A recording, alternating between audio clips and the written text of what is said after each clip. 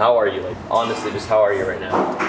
Right now, I'm feeling good. I had a coffee before I got in, and I've been waking up early, doing my yoga.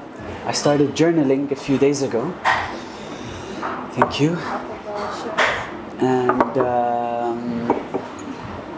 And overall feeling good, feeling mellow. I've been doing some grieving over a couple of losses in my life in the last couple of months, most recently my kitten. But man, the love that I've been getting is just the most I've ever received in my life. Wallah. And I think I felt it during the fair, that 2 weeks ago, which I did honestly without thinking of what the outcome is going to be. You know, when you're in it, you're in it. Yeah, 100%. And especially by the last night, the amount of gratitude and love and the new friendships that I made was very sweet. Alhamdulillah. Good to hear. That's good to hear. Honestly, that was like such a crazy thing to it came out of nowhere. I feel like the Bye Bye 2020 thing. What does that mean like to you? Bye Bye 2020. So even the way that the title came about, you know, it was like, okay, what are we doing? We're celebrating the end of the year. We haven't really gathered for the whole year. So what is it? It's kind of like a hello and goodbye, but mainly a goodbye to this year. That we all think we're going to enter factory settings beginning of 2021. So true. Always the stigma that goes in their head like at the end of the year. What's crazy is, so I get these Facebook memories. The only reason I go back to my Facebook, which I haven't really done anything on in 10 years, is because it shows me my memories from before. And it looks like 2016 was very similar to 2020. Everyone was like, oh, thank God 2016 is over. We're entering 2017. So yeah, inshallah 2021 will be better. So maybe the next fair is going to be, I don't know, Salam 21. That's great. I like that. Salam 2021. Yes. No, we had a blast at Bye 2020. Obviously, Akil performed. Amazing. I'm so grateful for that. Thank you so much. We were all grateful that you gave him the opportunity to perform there, and we all had so much fun. It was so cool seeing so many different people there, interacting with them. You know, it's these moments where like the artistic culture of Dubai comes together in these type of authentic settings. Because there are events, there are moments where there's creatives in one spot, but it's like, you know, what is it to be an authentic spot where people can really like be comfortable and, you know, just really show themselves and be comfortable, interact, all for a common goal. Bye Bye 2020, right? Totally. So, and I think what happened in that event that made it special is the ownership that everyone took. You know, what we did is we were really just facilitators. You know, we got the space, we invited people, and then we just let everyone take care of it. You know, we did the WhatsApp group. Yeah. Just everything was so DIY. 100%. And you're like a facilitator by nature, I feel like, you know? I have been, true. Like, I never felt it growing up, but it's something that the older you get, the more comfortable you get opportunities, you build network and reputation and inspiration, and then it just becomes very natural. So we've been doing this so maybe since the time I was in the family business, which is 2002 to 2007, but I've been doing this in the art since 2007. So interesting. Yeah. Because because I feel like I have an understanding of who Rami Farook is, you know what I mean? Because I've known you for a while now, and like I've met you, of course, but in your own words, who would you say is Rami Farook? So Rami Farook. So to put it first of all into perspective, I turned 40 in about 3 days. You know, so there's Congratulations! So, thank you. Congrats! Yeah, I thought you were like I'm like 35. If I was being stingy, 35. If I was being stingy. Honestly, I feel like I'm turning 20. I swear to God, man. Like, I feel right now how I felt when I was 19, still living in Boston. You know, like, helping my friend open up the club he works in, and then taking a car, driving to Twilo, this club in New York, raving from like 4 a.m. to 10 a.m. I'm in that mindset, you know? Yeah. Like freshman, junior year of college. So I was saying age to also put it into perspective, and because age is experience and relationships and loss and that and so many things, right? So I think I'm settling at the role of artist and producer, you know, in terms of what I do. Yep. And I've been settled with this since around 2014, maybe. I only really felt I became an artist around 2013, and a producer, at around 2014. Because before that, what I was doing is I was curating, I was supporting artists, I had set up a foundation, I was collecting art, I was doing everything that kind of was almost my master's to becoming what I am now. And right now I'm in between industries, let's say, which are the arts, and then hospitality, and finally tech, which is going to be 2021. Really? For me, yeah, because I'm not known and I haven't arrived as a tech person, but 2021, inshallah, is arrival in that field. What do you mean tech? Like, So I'm working on two projects. One I've been working on for 10 years, and it's a power plant technology, where we're using gravity to create energy. So we're creating That a is new random. form of renewable energy. You know, you're gonna have solar, wind, but we're gonna have what we're calling gravitational power plants. Wow. And we've already patented it in, I think, 29 countries, including Russia, Nigeria. oh my god. I feel like I should not know this. It's like confidential. It's like so confidential. That's insane. Wow. It is. Wow, And it's been a long term in the making, and honestly, it's a collaboration. Like, I wish I invented it, but it was another artist that conceptualized it, and then Right. what I did as a producer is I helped him over the last 10 years develop it technically and legally, Of course. and in so many ways, you know, because you can start with a concept. Like, I've actually got concepts for inventions, like for a mobile phone and for an automobile. I love that. I love But- that so much. Yeah. But the concept is one thing, and then developing it is Actualizing it is another. Yeah, 100%. Exactly. No, I love how you're bringing like arts into the tech world, especially because I feel like people don't understand how malleable art can be, and then when you Yeah. show it to them, like actually show like the actualization of what art could be in like another like world, like tech. Yeah. I think that's really brilliant. good. And you know, this by 2020, when we were starting to think about it, the plan wasn't for it to be at Sarkal Avenue. It was meant to be at the base of the Museum of the Future. yeah. So it was a collab with the Dubai Future Foundation, and it was going to be an art and tech Yep. exhibition. But then I think because the tech people didn't know us well, and I think that we didn't have enough time, so it's now been postponed. So it is happening, but Yeah.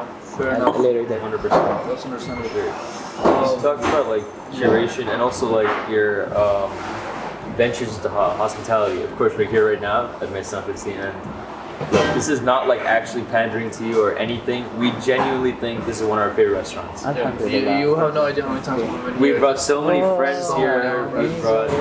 We brought family here. My mom loves this place. Sweet. She does. She does. That's the beauty of it. I see from little kids up until like older people that like the place. Yeah. So I think we've done well with that, with the food, the vibe, and the service. Captures. And you Yeah. continue to facilitate curation too with your art. Really, yeah. All of these artists, you know, it's their first time ever exhibiting in public. I love how you invest into people even if it's their first time. Yeah, especially if it's their first time, honestly, because they're the ones that need that first step, and then they're on their own. You know, they just need that first step to build their confidence, their network. 100%. Like I have worked with people that are established, but the excitement is with the people that are just starting off. It's also, I think people aren't given enough of, especially time. You know, like I'm not giving people money. You know what I mean? Like I Yeah. know people and artists do need funding, and we can support. We have a foundation, we do support, but really the number one thing that we give is space and time, advice. I love giving advice to whoever needs it. You've given us so much. Alhamdulillah. Yeah. And in terms of that investing into, someone's first time, I think that's like someone's first time is such a unique thing that quite literally just happens one time, right? And it could be a special moment, and I think like it's amazing that someone care about that. A lot of people might not care about that first time. Okay, it's the first time. Automatically might assume that it's not going to be as good, or they're going to put as much effort into it, or they might be anxious. But some people understand that this is part of the experience of that first time, and that this might be like the start of something that is going to be without all these like quote unquote bad qualities, right? And I think that's just an amazing outlook to have, and it's inspiring, and I hope it inspires others to encourage this new generation and new people who haven't done something but they want to, and they set forth and do that. But what I found interesting, if we just take a step back, was how you said, correct me if I'm wrong, you said you were in the family business between 2002 2007, and that's around when you started like in the arts, right? You started the stepping stone to the art world, but you only considered yourself an artist in 2013. So that just got me thinking to myself about what it means to be an artist, right? And how a lot of times I especially at the start when I started as well, I thought that like sometimes I'm producing art, I take some photography, but I never considered myself an artist. My first proper journey in photography started in America. We were on a school trip. Probably the first and last time I'll be to America for a while with the current states. But Akil was with me, and I had my camera with me, and it's the first time I'm experimenting with photography. There's a difference between taking photos and experimenting with photos, right? I remember you bought a book. Yeah, I bought a book, the how to take amazing photographs, and like it was about the aperture, learning about the aperture and stuff, and I experimented with Akil the first time. Yeah. And since then, I feel like from that moment onwards for a while, I did not consider myself an artist. And even the photographs that I took, I didn't really put into that artistic category. So I think it's interesting if we all define like what it means to be an artist. I feel like the term gets thrown around very easily nowadays. No, you don't think so? I mean, I spoke a lot, but it was just to build up to the question of like, what does it mean to be an artist? Especially like there's so many artists out there and so many who produce art, but they don't really call themselves artists. Some people that it's their hobbies, some people it's their jobs. So it's something that I've thought about outside this conversation before of like what it means to be. So I'm curious on both your takes on it, just to see what you think.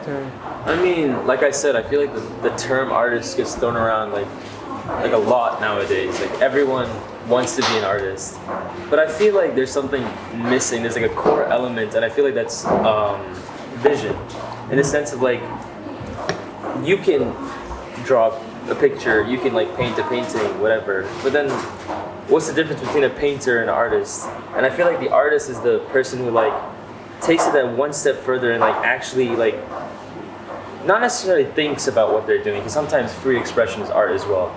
But I feel like if there's like this vision, taking an idea and actually expressing it forward, pushing your medium, like why are you painting a picture instead of like writing an essay? I feel like that's what like the difference between the artist is. Yeah. What would you say?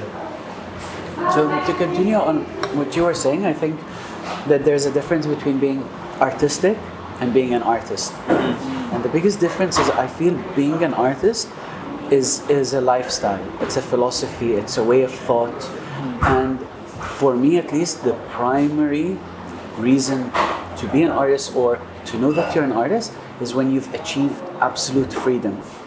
And this is why I think the outside world appreciates artists, because they believe that we have a freedom that they don't, a freedom to express, a freedom to create, a freedom to present. So there's that side of it. And then for me, for many years, I've understood the philosophy of being an artist, or the existentialism of being an artist, or the technicalities of being one, is three things. to create, exhibit, and exchange. And so, as I was becoming one, these were my 3 pillars that I worked on and that I understood. And the exchange, for example, the creation part is clear. You know, we create. Yeah. The exhibition doesn't have to be a physical one, right? It can be online, and this is the beauty of for Instagram, because I don't have to wait. Like, I paint something, literally as soon as I know it's done, take a nice photo of it, post it, and I feel that it's been shared, you know? And then finally you've got the exchange. So the exchange can be either in the conversation that you're having, or the knowledge that you're getting and receiving, or the funds if you're, for example, selling. So these are the 3 areas. That's interesting. Yeah, I mean, I've thought about that too. Obviously the creation, and the second one as well, the exhibition, are the main things that I think everyone thinks about, right? You know, what type of artist is it? If like he creates but never exhibits, is that really an artist? It's like the tree that falls in the forest. If no one heard it, did it actually fall? Yeah, exactly. So, but the exchange is something that it's something that I actually thought about. Like, you know, do I have to sell my art to be an artist? Do I have to? So it's something that I contemplated ages ago, a while back. You know, do I have to give it away, or have it presented in, you know, not exactly a professional setting, but, you know, in that type of, you know, the atmosphere. I understand what you're talking about. Yeah, so it was something I was always thinking about, and it's something I battled with. So it's a good way, you know, the way you've put it. It's interesting to. Yeah, I've probably only sold 5 artworks in my life, but I've given away maybe 50. Wow. Yeah. So that's another exchange, right? You're giving something to someone. And on the note of exchange, some artists exchange works, which is nice. Actually, this year, for the first time, many artists messaged me saying, "Hey, do you want to do an exchange?" And, so that was nice.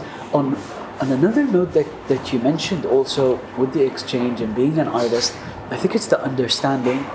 Maybe not all of us have that, but to get a sense of fulfillment for me as an artist, I try to look at also 2 things: the possibilities that are out there, or that I can create, and the responsibilities that I have or that I wish to motivate in people. So, for example, the stickers, let's say, the calm, caring, I love those stickers. So with those, for me, that's an art project that I never really made. Like, I didn't make money out of, right? I just made them, and it started off in a village in Kerala in English and then in Malayali, and then 2 years later, actually, the Tourism and Culture Authority of Abu Dhabi made 120,000 of them. Wow. And distributed them to students and teachers and other visitors to Minar al-Saadiyat. So this is an example of possibilities and responsibilities as well. Like, I feel a lot of our creation is just in a bubble, or can be almost selfish. Now, don't get me wrong, like, I create work for therapy, for me, and maybe when I was beginning, it was for me that therapeutic. But then I think as you grow, you mature, you develop, you become more confident. We've like briefly talked on how like you feel like you've been inspired by Dubai. Definitely, yeah. I'm just curious, like, I want you to expand on that, because I have an answer too, but I want you to hear what you have to say. So I think, first of all, the fact that this is on more recently, of course, the fact that we've grown up in the city where we saw the tallest tower in the world getting built, and we see the tallest tower in the world every single day.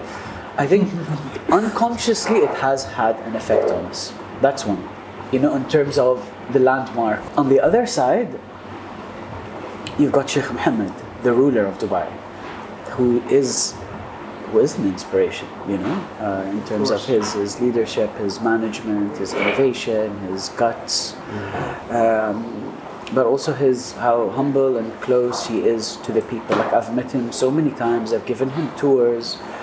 He's very, very much on the ground, and he's kind of like a father. Coincidentally, him and my dad are like Their birthdays are just a month apart. Yeah. It's pretty cool. Yeah. So I think between these two, and then seeing how the cities change, seeing how you get inspiration from the people that are in transit, but also the people from all over the world. You see a city that's very clean and organized. Look, every city has its faults, right? Yeah. Maybe we're not a 10, maybe we're an 8.5, you know, but it's okay. It's still, we're maybe a bit more than an 8.5, but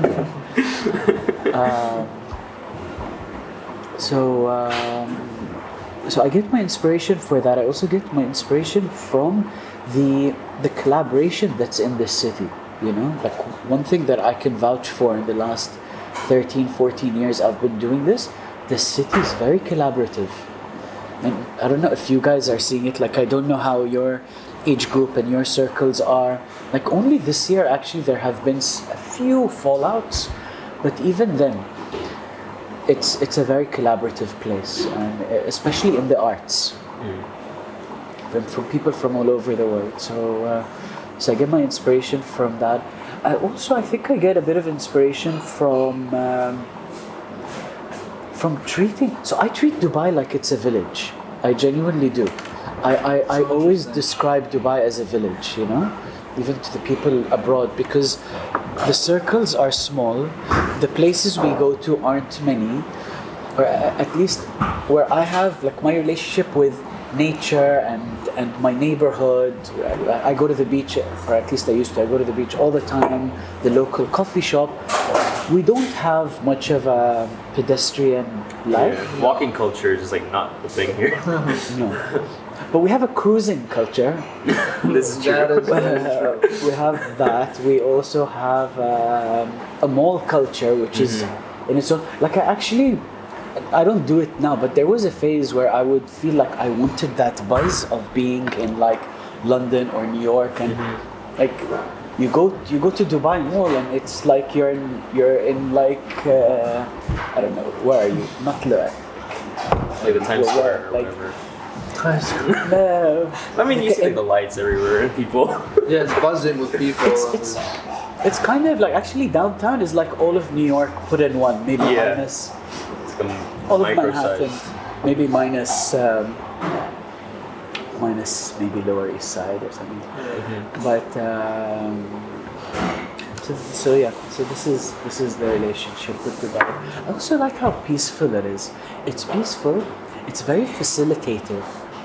So for example, I think maybe the way I turned out like this, that I facilitate and I help people, is because I grew up in a city like Dubai that facilitates. Because what does Dubai do, right? Dubai says, okay, we're gonna build a neighborhood here, and they just build the infrastructure, roads, electricity, water, plumbing.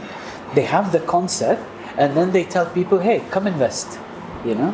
Come build, come invest, come. So maybe this has been from Dubai. So there's that, but I grew up in a house that's like that. That's very very supportive to community development and social development, and supported healthcare and education. You know, mashallah, my parents have been doing that since I was a child. Mashallah. So you also get that, you know, from your surroundings. Yeah, I'm also a dad. Sorry to interrupt. Yeah, we were talking about having kids. Yep. So I think also having children has been an inspiration for me. Besides learning from them and developing affection and emotion, maybe that's why I ended up, and I get it a lot. Like I got it a lot this weekend, for example, that the fatherly figure almost, and it could be that too. That it's because like my kids are closer to age to you guys than you are to my age. You know what I mean? No, that's a really good point. I never thought about it that way, but it does make sense. And also the stuff about Dubai being a facilitative city, that is also something I never really thought about. But it is something that makes perfect sense in my head. And I noticed it as well when I went to London, and you know, everything's a bit more rigid and systematic. And here is a bit more, you know, free fall. In a helpful way, right? And in a facilitative way, like the same word they use.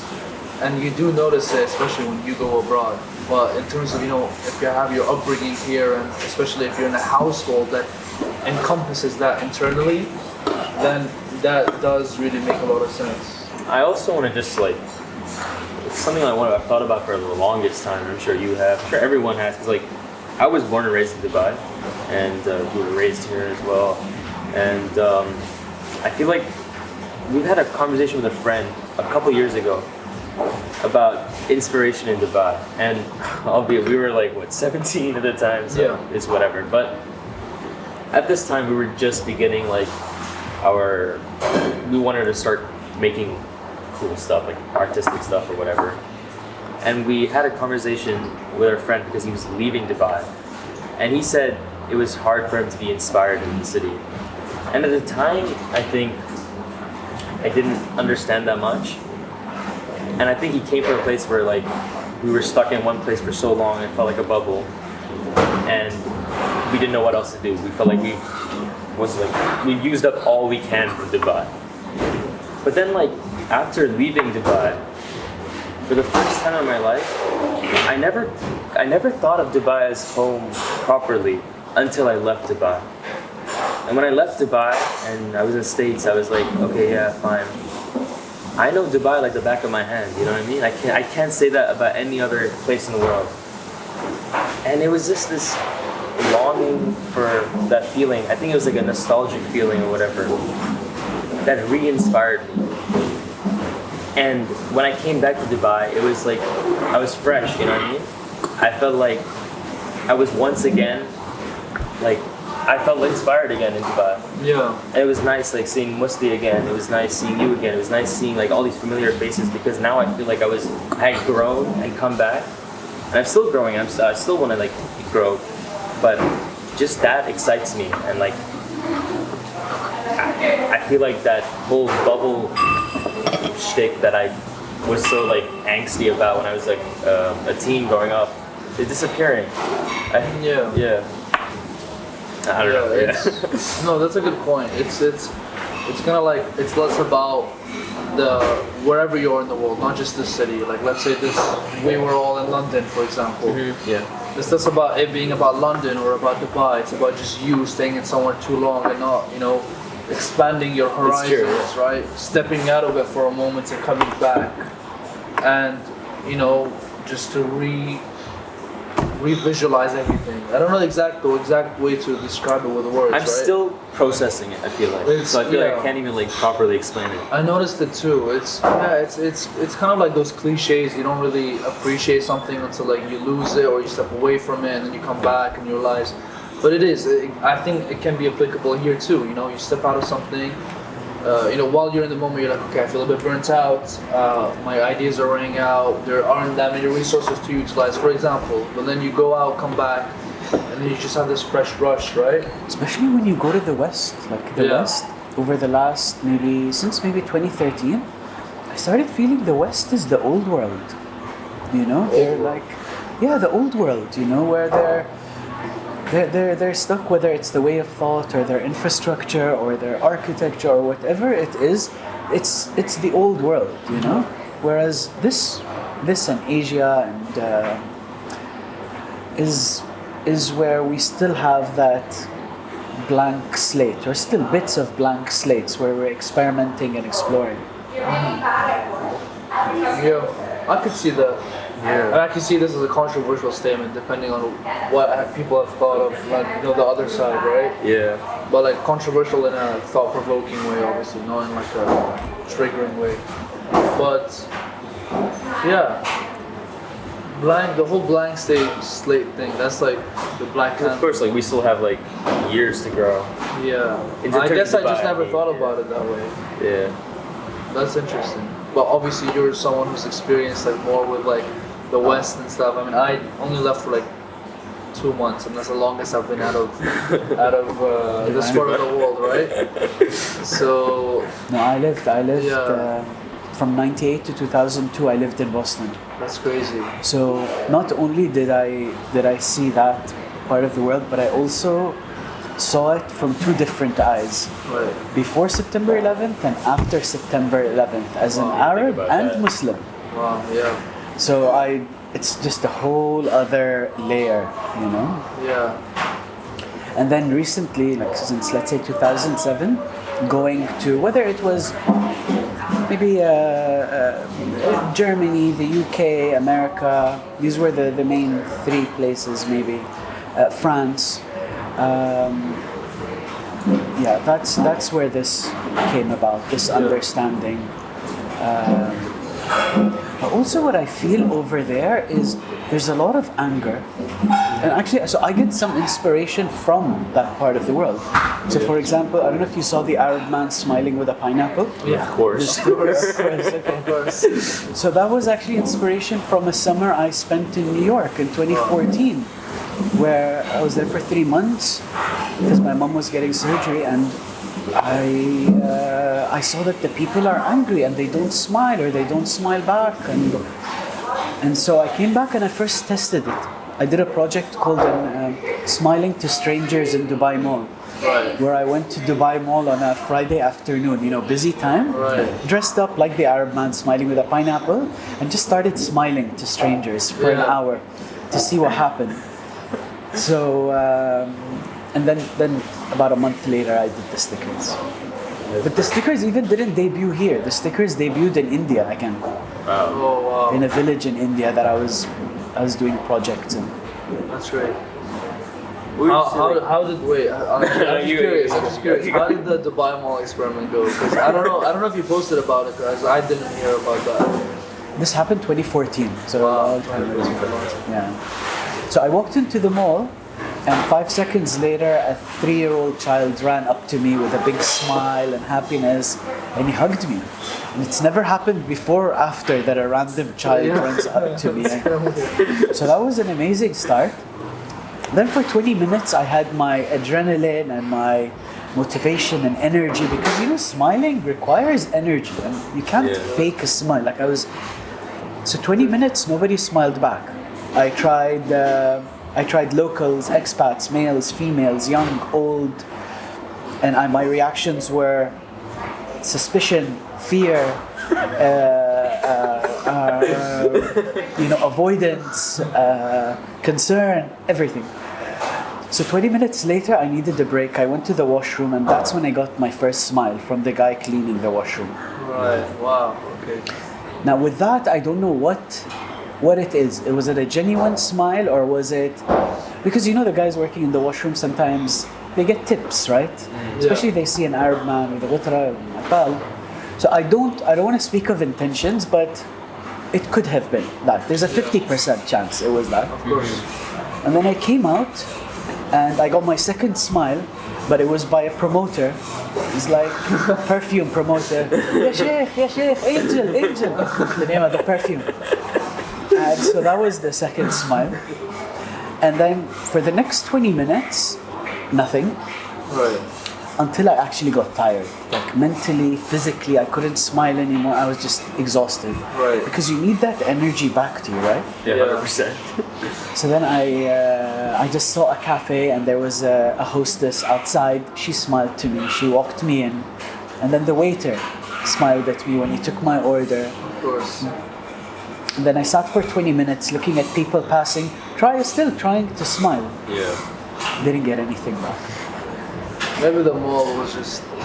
Maybe everyone spent too much money. They were just a bit too. Not only that, so I was meant to go back and do it in different outfits. So I was going to go back with a kandora and a cap, Wow. and then to go dressed like this as well. Wow. So I think that plays a role. Your uniform, That's true. the perception 100%. of you. Yeah. That's interesting. That reminds me, it's like this observation I had when I was in the States, because like the place that I stayed in was like a small town, hours away from Chicago. So like it was like a not even a suburb. It was like further than that. It was basically the countryside. So it was a small campus town, and it was the first time I stayed in a place that wasn't a city, which is ironically a big thing. So, growing up in Dubai, you're accustomed to like how people like walk and whatever in a city, whatever, right? When I was there, everyone was ready to greet me, which was so interesting. Beautiful. Yeah, it was crazy to me because Yeah. I was weirded out by it. And you're a brown kid. Yeah, and I was a brown kid. It's amazing. Yeah, no, everyone was ready to greet me. So on that note, I think it's how we dress that also lets people feel comfortable. So were Potentially. you dressed like this? I dress like I dress, so probably, yeah. Because there's something, for example, in your outfit today that makes me happy, makes me feel comfortable towards you. And coincidentally, you're wearing a color that's close to drunk tank pink. Do you know drunk tank pink? I'm not It's a familiar. color that usually is colored in rooms where if they're having prison inmates that are going wild or mental patients that are also losing their cool, they put them in a room with drunk tank pink that calms them down. You're not exactly drunk tank pink, but, That's crazy. I didn't even know that. Yeah. That's Interesting. crazy. but I'm very happy you had that experience. It was definitely something like, again, like it's crazy because like I'm only 20 years old, and of course I haven't experienced everything in the world, but still I'm amazed by the little things that I gain every single day. Where I'm like, wow, I've never experienced that before. You know what I mean? It's like, Yeah. it's stuff like that. Like, and it's strange because like I didn't even know how to react to stuff like that. Yeah, no, yeah, it's true. For me, not exactly the same experience. Like, because my mom is from a really, I'm from Iran, and my mom is, she comes from this really small village where everyone knows each other and most of them have the same last name. And I'm kind of jealous of that because my mom has a nice last name that only her family has, right? But my dad's last name, which I took, is really common. That's just a side note. But yeah, I've been to that village a lot of times, and I've had those like close-knit experiences between people, and my life here in Dubai and my life in Iran have been really different. You know, here it's just like, you know, the privileges that I have to kind of show in terms of, you know, showing my experiences, not in like show, right? And there, every time we went back, my parents made sure to, you know, express to me that, you know, this is, you know, we're not gonna, if you're uncomfortable, you're uncomfortable, right? You have to experience it fully. And you experience all the wild parts of, you know, different areas. And, you know, Iran is such a huge place. And I've been to a lot of different cities. And it's kind of funny because a lot of times I get this like insane hospitality that makes me feel at home. Where? In Iran, when I go to different Iranians places. are known for that. Yeah, but having said that, sometimes I feel like a foreigner, right? Because I have a bit of an accent, like not the Iranian accent that everyone has. You know, they notice it, and especially Iranian sarcasm. I'm so sarcastic in English, but Iranian sarcasm I don't pick up on. So those jokes always go over my head, and immediately I stand out. And sometimes people are weird about it, but honestly, people are very like nice towards you in a lot of contexts. But it's the reason I'm saying it's not the same as yours because obviously I'm from that place. Yeah. And, you know, I'm still part of that country. Wow, for that's you, like it's the extreme opposite. yeah. I actually miss the physicality of things. Like I know now it's like a big thing to like get records like vinyls or whatever. But like as things move to like the digital age, Totally, man. Like I used to spin vinyl, but I've never Really? tried. Yeah, I've never tried. I don't even know how they spin now. Just they use, seems like you. mixes. Yeah. Yeah, and it just seems so easy because it's all technical. Like you Yeah. only have to be a good curator, It's and true. then the machine can It's do true, everything for you. Yeah. No, no. what's cool about the physicality of, you know, CDs and all those other like physical things, it was like the selectiveness, right? You have to be so, it's such Because a you- conscious decision. If you to, get like, it, you get it. You get it. Yeah, you get it, you can't get rid of it, and like, okay, am I going? I have this much money. Do I get this CD or this CD? Yeah. But now you go on Netflix, or it's like a billion, Spotify or anything. a billion shows, a billion artists, and like sometimes like it's like almost gets to like a decision fatigue point of like so many options. Back then, I get the CDs on one show until like Yeah, my you're mom, stuck with it. Totally. My And it mom was- lets me buy another CD next month or Nice. something, but And it was an experience, like to buy vinyl on Sunday afternoons, that was our thing. We'd go to the vinyl, to the record shop, and we'd spend the whole afternoon, maybe 3 to 6 or 4 to 7, just hearing different records and then coming out with like 3 to 5 records. Yeah. You know? That's how it was. And also, like, nowadays, it's like crazy to think because, like, as you said, like, once you get something, you're stuck with it. Yeah. But now, like, you listen to a song for like 10 seconds, you don't like it, you stop it. It's just actually insane because I feel like our decision-making skills has like subconsciously changed because of that. Yeah, that's true. It must have. It's great. Like, I know you're so particular about it because every single time we work on a project, he always says like, hey, if like the first couple seconds aren't like good, Oh yeah. no one's gonna watch it. That's important to me. For the video? Yeah, the first video. Because I have my attention span has obviously gotten way worse with all of. I say obviously, but It's just you, man. it's just me. Yeah. My attention span has gotten worse, and like I noticed I got into a habit of like, you know, when I'm watching a video, any video, I skip the first 15 seconds, 10 seconds. And It's criminal. I don't know why. I don't know. I just realized I get into the habit of that. But when I skip the first like 5 seconds and I see like there's something like Worth watching? what like it's like cool, I go back immediately. Interesting. And I was like, I want to be that person who like someone does not do the criminality that I'm doing, right? But like some people have videos where it's like really starts mellow and stuff. I mean, it depends on what you're trying to achieve. But I've never so far try to achieve something like really mellow and calm and like start off like ambience, right? What I've been trying to do is like eye-catching, attention-keeping things. At least I'm striving towards That's that. an art on its own. So Attention. yeah, it's the first like 10 seconds. I think it's an important and overlooked part of the video. 100%. And I don't think I'm even there yet in terms of something like banging, but we conceptualize it a lot. Like I feel we like- have a lot of videos that we haven't made, and for those I've already planned the first 10 seconds to be like something like with a bang, like not literally, but like to catch. I feel like chasing perfection is a fruitless cause, but this guy always makes sure we get somewhere close to what we can pass as like okay. Yeah. And he's always like, I'm actually grateful for it because like whenever I have an idea or something, I get lazy. I do. Like I honestly sometimes I feel like I'm like, okay, I've done what I can, whatever. But it's this guy's constant saying like, no, it's not good enough. Then I'm like, okay, fine, I'll do it again. I'll do it again and again and again and again until we have something we both can mutually agree on. It's like pretty good. It's amazing. I think that's healthy. It's like writing a script. You know, some writers would say, if this film isn't on its 7th edit, if this script isn't, it's not ready.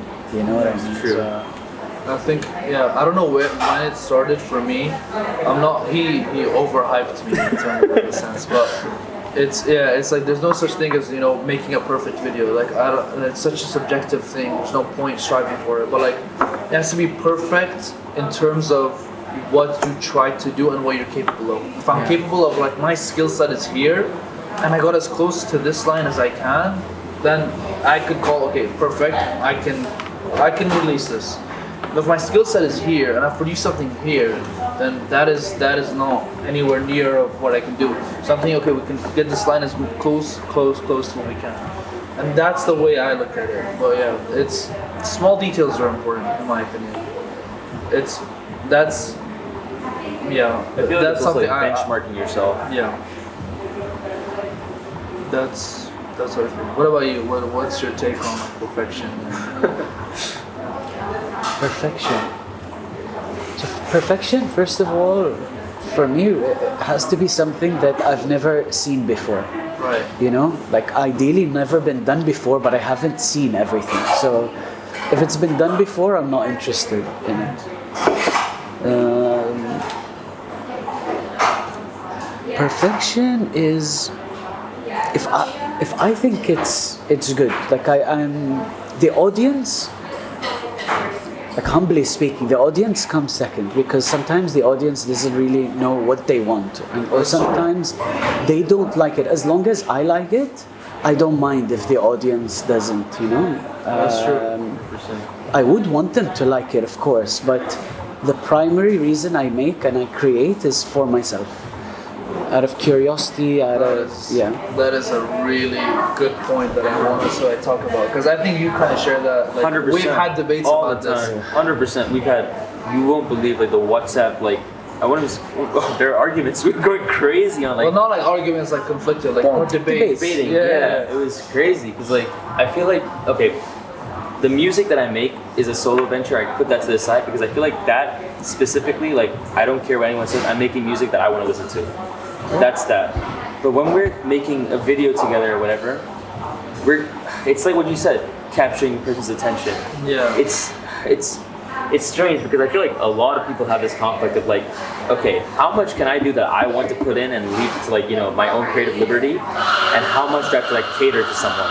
Because if you're making something that's worth watching and no one's watching it, a part of you questions what's the point. And I feel like that was one of our biggest like arguments. It's this middle ground. Yeah. The point is the creative act. You know, you've created something. But yeah, ideally the people will watch it and appreciate it. But honestly, like I've done a film that I think is a masterpiece that barely anyone's seen. But I still think it's a masterpiece. You know? Yeah. So maybe we're you know, some people they get their satisfaction from within. Some people get their satisfaction from the outside. Some in a balance. But yeah, primarily it has to be because also you don't know if people will like it. You might even be thinking, hey, you know, I'm gonna make something that people will like, and then they still don't like it. So you're even worse off.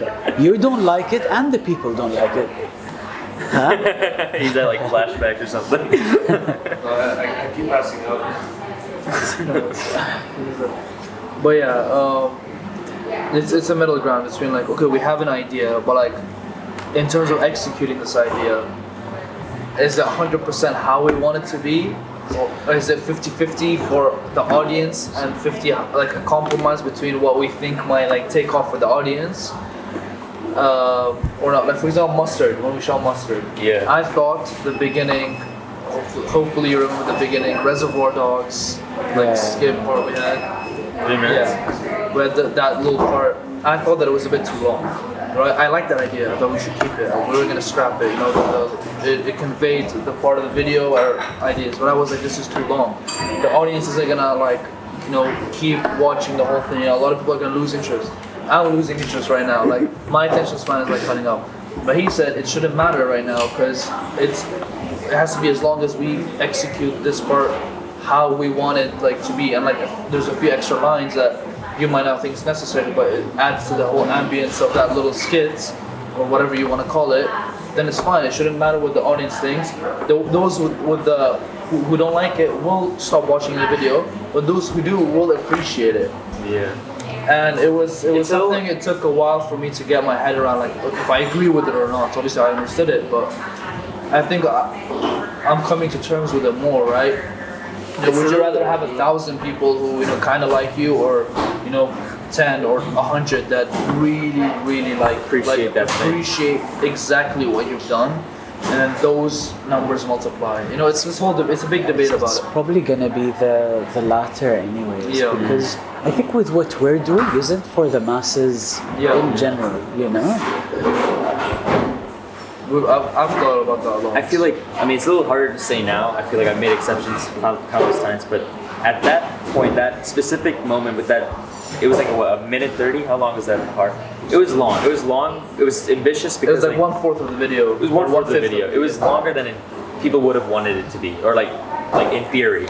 But at that point, I knew I did not want to compromise that because I knew the people who would appreciate that would love that. Yeah. And that's why I had to make sure that was. Because I thought about it this way. I was okay. There is like this whole part is about Reservoir Dogs. Okay, first of all, who's seen Reservoir Dogs? Who's seen Reservoir Dogs? Like, out of this many viewers, okay, this many have seen Reservoir Dogs. So you're already lost. Like so many people. Out of this many people, how many are going to continue watching? This many. Out of how many are actually going to like it? Like this many. It leaves you like 2 people, and that's like us. But like it's getting comfortable with the numbers. The numbers shouldn't get to your head. No. And you shouldn't always like aim to please the numbers, right? Definitely. because I think like Instagram has become like a diary almost. So that's another thing I was gonna say. Now my personal is that it's a diary, it's a portfolio, but then because I have general became my my unfiltered media. You know, the inform, educate, entertain side of things. When do you start General? General Ramadan 2017 it opened, Wow. or it became official. Yeah. Yeah. I feel like there's like a lot of history with General that like, Even though it's not that old. right? No, It's crazy. It's insane. 2.5 years old. I feel like it's, I don't know why. Like, I thought it was much longer than Me that. too. I feel it as well. Wallah, That's strange. I feel it as well. Maybe because we've done a lot and I really don't know. I can't explain it. I can't explain it. And it's had so many different lives. Maybe that could be another reason. You know, it had its D3 and a bit of satellite and then online and then now we're doing the fairs. Where did that come from? Like the initiative to start General? So General was actually a reaction because I had invested in a project called Corsel that opened in D3, or we opened in D3, but it was with a partner that unfortunately didn't end up being a good guy on so many levels. And Alhamdulillah, you know, with all of my experience in Dubai, I think I've only had to deal with 5 jerks the whole time. That's pretty good. That's pretty good, Yeah. yeah. That is very good. Yeah. so he was one of them, and on both a personal and a professional note, and not just to me, also to others, especially my dear friend that he was engaged to and cheated on. He was just a jerk. So, anyways, so after 3 months, because I had decided, you know what, I'm gonna become an artist full time. I'm gonna work out of satellite. And I had sold about a dozen artworks to invest in a film project, and then the film project got delayed. And I decided, okay, I've got this cash, let me do something. He pops up with a project that seemed to be, you know, he's onto something. But 3 months into it, he failed. He failed even before we opened. He mismanaged funds, mismanaged communication. 3 months into it, he quits. And this is a good lesson also. You know, people, I think when you come in a partnership, you know, you have to make sure that your partner is legit. You know, I've been, especially when it comes to one of you is putting in the cash, it's usually the others find it very easy to bail. Way back. Yeah. So this was a situation. So 3 months after opening, he bails, and he puts me in this horrible situation that I didn't want to do retail. I was telling you, I was so happy being an artist, and I was just actually, you know, just things were opening up in that field. I had to pause and then focus on general, or create a new concept basically. And I did, and I created General as a general store, looking at the history of the general store, which coincidentally was also the name of my grandfather's first store in Dubai, which was International General Store. Wow. So it kind of also became like a continuation of his project, which was from 1967 until 1983 when he passed away. And the General.3 AM, the 3 AM is actually Am, which is general in Arabic. Yeah. But it was also this beautiful time of the day, because it was Ramadan. We woke up at 3 AM for suhoor. Yeah. And it was a time of vulnerability, of nourishment, of socializing. So I really liked that time.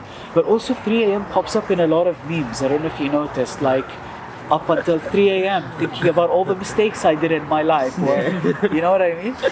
So 3 AM is a very vulnerable time. Like for me, I would come back home from, because Boston, everything closes at 2. So my relationship with 3 AM would be coming back home, maybe still in a different mind mind wave or mindset or whatever you want to call it, and just tripping in a way, you know. So for me, 3 a.m. also revolves around that. So so it worked both ways for both. I didn't know that. I didn't know there was like all this additional meaning to it. That's crazy. I love that. No, but it's. I admire that so much. Like the simplicity of it, general 3 a.m. You know, it's literally just like stating, like, it's almost like describing the moment that it happened, right? The idea that it happened, right?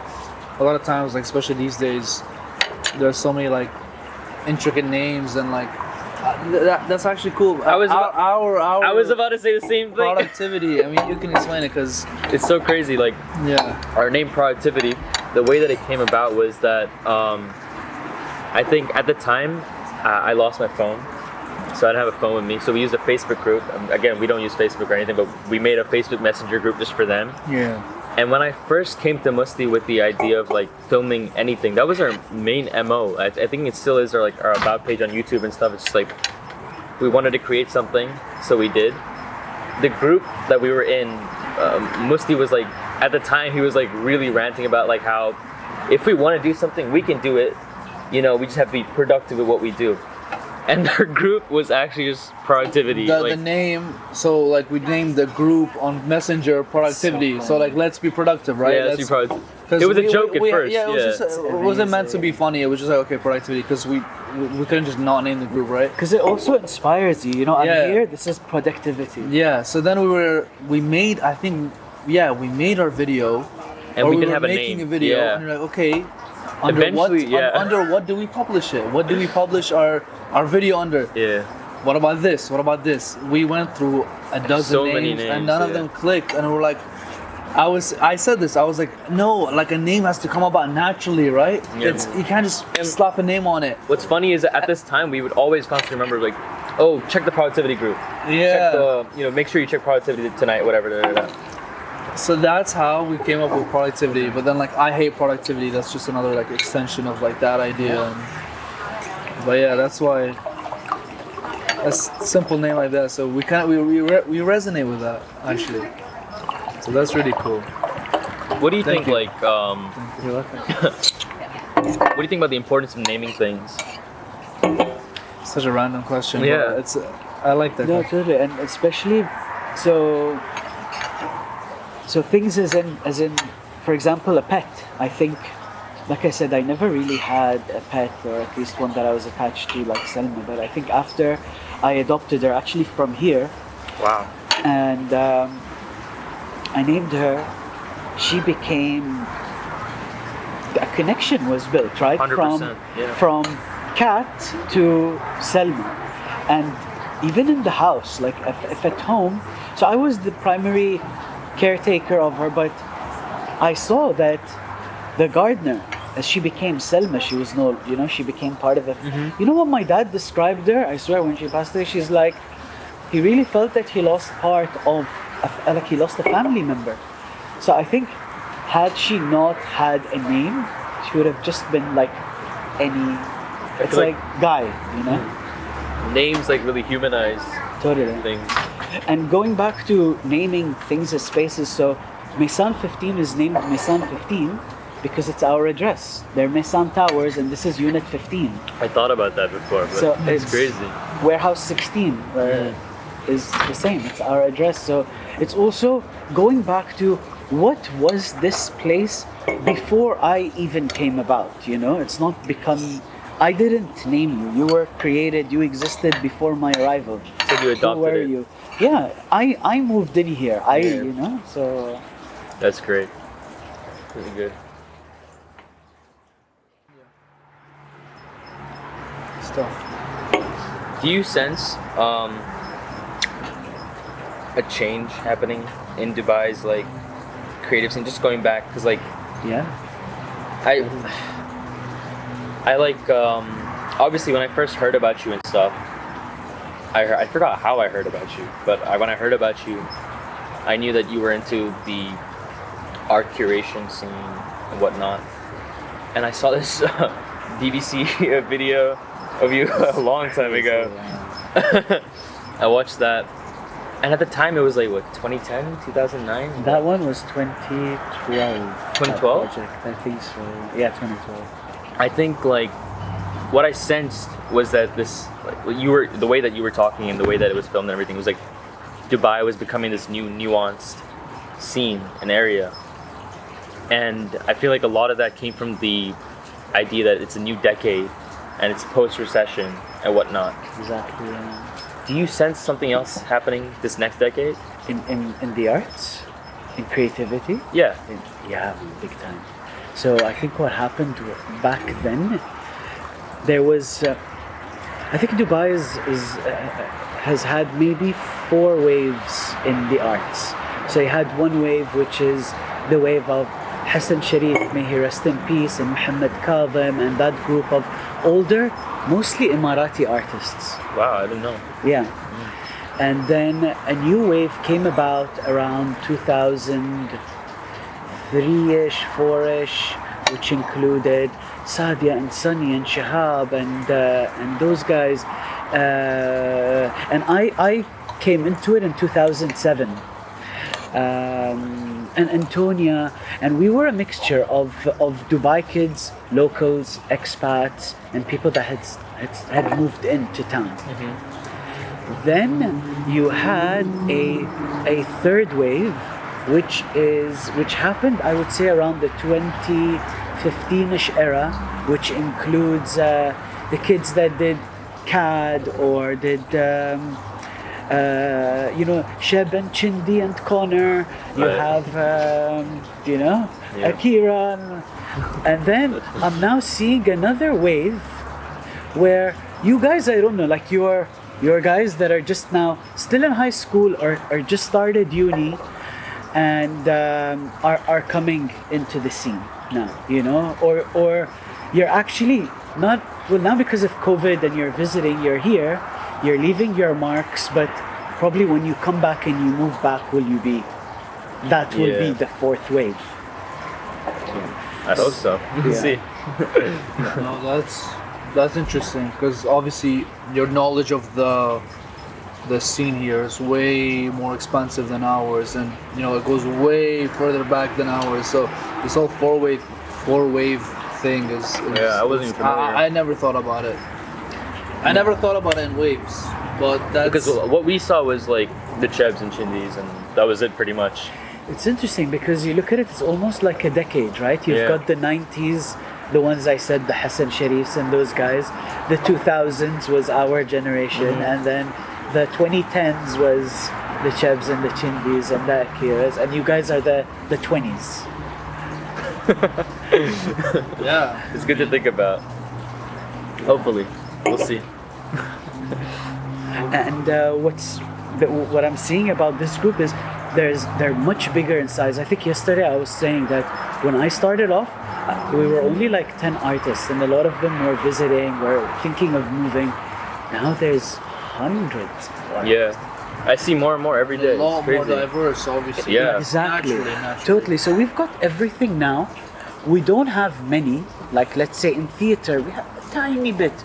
In food, especially, we have very little. Music has always been there, but it's still not that many. Graphic design, photography, DJs, we've got a decent amount. Visual artists, I think we've got the most, the fine artists, and so on. So I think one thing that some are applying is they're not limiting themselves to, hey, I'm just a fine artist, hey, I'm just a photographer. No, I'm a photographer, I'm a DJ, I'm a graphic designer, I'm a stylist, I'm a musician.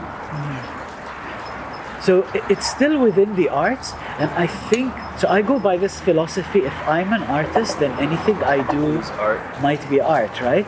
So last night I was meeting family friends who were visiting from abroad, and they said, you're an artist, so do you paint? And I said, well, honestly, I actually haven't painted in a while. I haven't painted in a few months now, maybe. But I told them, but this is my artwork, like Mesan is an artwork that it's a mixture of We totally agree. creation and curation. It's the experience. That's my creation. Exactly. Well, how Okay, based on that topic, because I'm really curious, like how do you want to shape yours, and since you're like an instigator of like a lot of like other people's like creative paths, yours and their like this new generation of in this new decade that's starting, because 2021, you know, the 2020 the decade finished, right? The new decade 2021, right? How, like, what are the most like ambitious things that you've thought about, or you'd like to, like, you're like, okay, maybe See in I other wanna people. think about, yeah, and see in other people, exactly. It's not just about ourselves, right? It's about what we'd like to see like outside of ourselves. Yeah, that's really good. Yeah. So actually, it's funny you say this, because when you say instigator, again, when you're in the middle of something, you don't feel it. But I think when you've been doing it for a long time, like you're gonna see this 15 years from now, once you continue that, you have accomplished something. And I think my biggest accomplishment is, first of all, I'm blessed to be at the right place at the right time. But I think my biggest accomplishment is my ability and my interest to bring people together.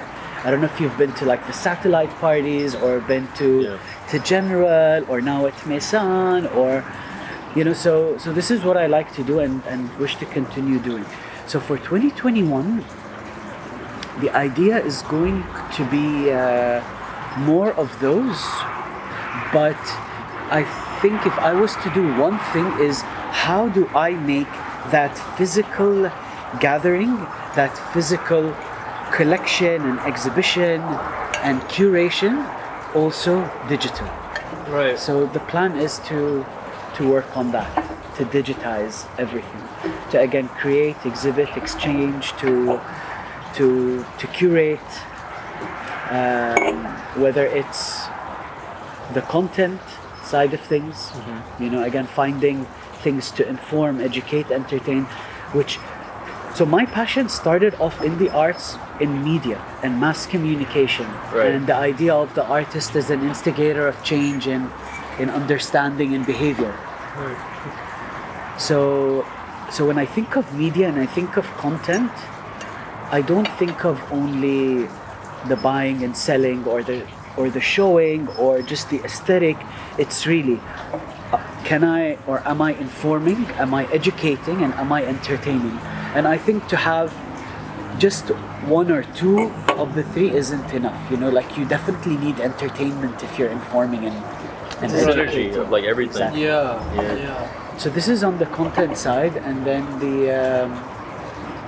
when it comes to sustainability and helping people in buying, selling, trading, donating, lending, renting, because we need that, right? Like I even need that. I've got 200 artworks, of which I want to sell 50, let's say, to clear up space, to raise funds, you know?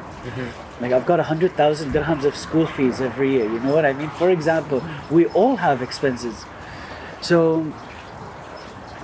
the plan is that, to help people with the ability to do that, but not only to buy and sell products, new and old, it's also services. Let's say Akira's got skills and interests in audiovisual, let's say, but his market is limited to people that know him or others that know of him.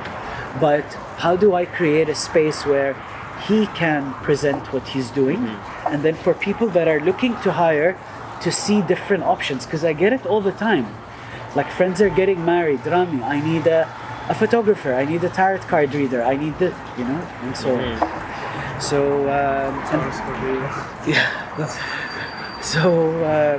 so you've got that, and on the other end, someone who's hiring. But then you also have a demand or a need to crowdfund. Let's say you guys have a project for productivity. You want to make a music video that requires 2,000 dirhams for funding. So I know there are limitations with funding, but the idea of patronage is not only accepted, it's also encouraged. Right. You actually get awards for patronage. So how do you create a platform for that, where someone like you guys can set up a crowdfunding ad or request, and then get people to fund it? So this is where the market comes in. And then on a third level, it's creating almost like concept of a calendar, so that people can know what's going on, can know what's going on, can celebrate with each other, can gather, can learn online or in real life. Oh, that's really good. I like that vision you have for the future, what you're gonna do. It's like, honestly, you're a person who's like, I won't say you're giving away opportunities, but you're giving the potential of opportunity, and then people who are willing to take them. Totally. I like that. Totally. And that's the thing also, like I wish more people would come up and say, like kind of what you guys did 2 years ago. I don't even remember how we first started talking. Was it online? It must have been Instagram, but like I honestly don't remember who recommended me to you. I don't remember what. So I think I maybe... think Akira was one of the people who... Honestly, it might have been. Comes full circle. Full circle. So I think what happens is, the more that people see me around, they realize, oh, actually he's not intimidating, he's not, he's not arrogant, he's accessible. Because sometimes you think that people with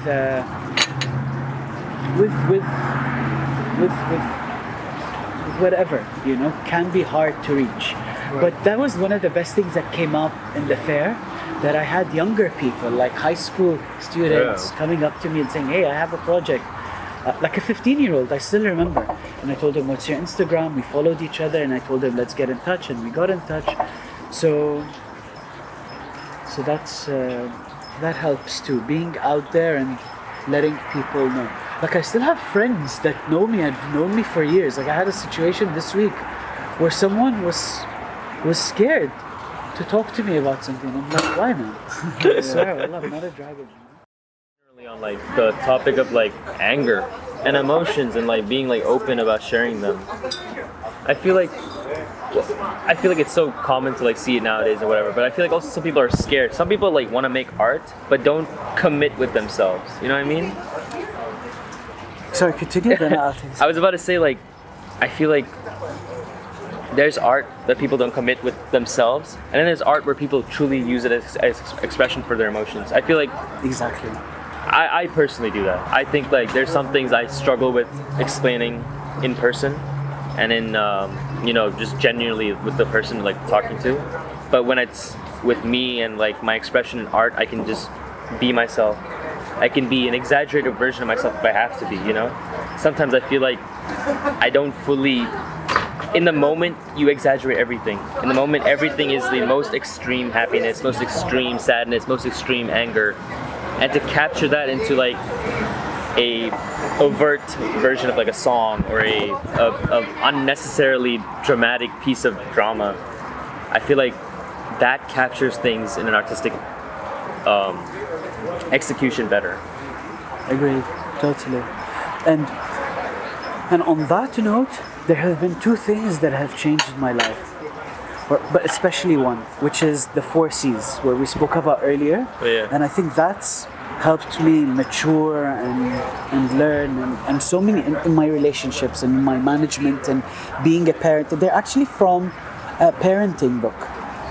And then on the note of what you said, an artistic expression and how it comes out, I went through a phase in 2015 and 16, where my work, if you saw it, was very physical. And it used a lot of fire, actually. So I would burn a lot. I would paint with fire. I would throw thinner, and then I would either bring a lighter, and then I'd have the fire extinguisher. And so if you go to Satellite, some of the walls are covered, you don't see, but there's a lot of traces of the soot, of the fire. Wow. Outside Satellite, there were, because also Sarkal back then wasn't like it is now. Now it's like slick, and back then the things I used to do, I could never do them now, The only thing you can tell from, if you go into Satellite and look at the floor, you can tell that a lot happened on that floor, between fire and spray paint also. And I think that was another way. I saw like on your Instagram story, I think it was today or yesterday, like the symbolism of fire. Yeah. Is like, what do you think? Like, I think like I agree with you with the whole like the passionate like resemblance of what fire means. Yeah. Do you think like to burn something? Yeah, okay, you get connotations of like anger or whatever. But do you think there's like some release as well? So on that note, something Phoenix. Yeah, like the phoenix. the rebirth. Rebirth, yeah. I think it does. I think it does. It's kind of letting go of things that it could be letting go of an emotion, because I always felt better after I burned something. But there's the other side of it where it's letting go of something that doesn't serve you a purpose anymore. So I was actually researching this after a friend shared with me that she burned things that she wrote, her intentions of 2018, and she was burning them now. So I was reading about the symbolism of fire because of that. For me, so I had a relationship that ended, and I decided to work on the mattress that I had, that we had slept on, and to keep it for a while, for a month, let's say, and to work on it and to grieve and to reach acceptance. And at some point I felt that I wanted to burn that mattress, and that feeling remained. But towards the end, I didn't have that feeling anymore. I almost like didn't want to burn it. I didn't feel like I needed the fire to release. Maybe one of the reasons is I felt that it's going to harm me, because one thing that used to happen is when I worked with fire, it harmed me. The smoke and the smell and whatever I was burning. Like canvas, when you burn it, it releases toxins. Same thing, can you imagine a mattress, what toxins it has? It would affect the environment. But then also aesthetically, I would almost hate it. So I decided at the end I didn't. The last thing I did with it is I put 2 pieces of ours that connected us on our first night of becoming a couple, and that's how it ended up ending, rather than with fire. Wow, that's a huge difference. Yeah. That's really interesting. So it could be maturity. I don't know. I really don't know. I think For sure. Definitely. It's the emotional maturity. Totally. Like the idea of emotional intelligence, I'm feeling it now. And this is one advantage that you guys have. Like when I was 19, 20, I was a kid. And mentally, compared to what I see now, I was a kid because I was also not exposed to enough. I think now we're exposed to, just from memes, we're exposed to so much in personal development, you know? I don't want to say anything, like I don't want to start another topic. I think we've covered a good amount, and the conversation, at least for me myself, has been interesting. Yeah. I don't know if you want to mention anything. No, I mean, I'm so happy with the conversation we had today. Same. Yeah. Sure. No, this was great. Yeah. All right. So thank you. Thank you Yeah, so honestly, much for thank you the so time. much.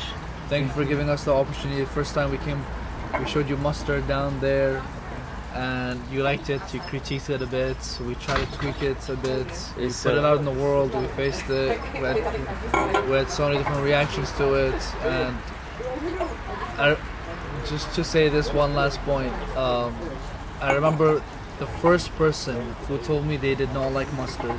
How happy that made me, because I knew there was a genuine person giving me a genuine opinion that is gonna propel me forward. So, and it's That wasn't me, was it? No, it was not you. It was not you. It was not you. Because I liked it. I think I just Yeah. had a minor comment. Yeah. No. Yeah. He said he appreciated what we tried to do, but it's not his cup of tea. and he But said yeah, some it was more. a genuine like. And that I appreciated that so much because I feel like there's so much fake love out there, not necessarily like in our circle, just in general. Yeah. And I've always said this to my friends: be blunt with me because it's gonna push me forward. And I just want to end on that note, on these genuine, authentic, at least, conversations that push things forward. I agree. That's the way I like it. So. That's beautiful, man.